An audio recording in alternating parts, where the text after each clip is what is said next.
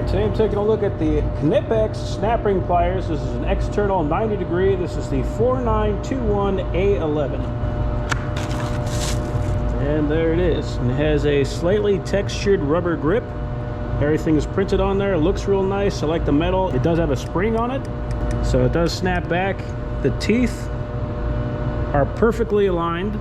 Yeah, everything on here looks great. Now the reason that I went with this one, right, and so when you squeeze, you can do an external, or on the other side, you can squeeze and you can do an internal.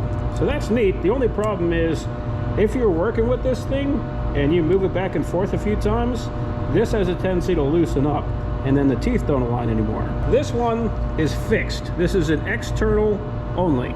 So I don't have to worry about adjusting anything. I don't have to worry about it sliding apart. I don't have to worry about the teeth not lining up. And then the work that I do, like you're crawling behind things and your hands cramping up and everything is going wrong. You're getting really slimy and oily.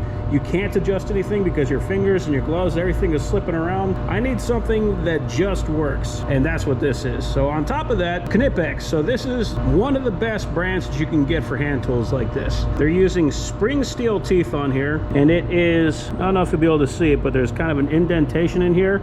So this is a separate piece of metal that's jammed into the jaw and then stamped in, so it's not going anywhere. So you can't replace it, but you shouldn't have to because it's spring steel. That's one of the best metals that you can get for this. It's extremely durable. So this should outlast any of these other snap ring pliers, and it's going to just work. So that's why I got this. I mean, it's a nice small size, so I can fit it in tiny areas. I can put it right up against a wall and fit it inside an area and hit snap rings from there, which is exactly what I'm going to be using this one for. So yeah, I mean, this is exactly what I was looking for, and very happy to have it.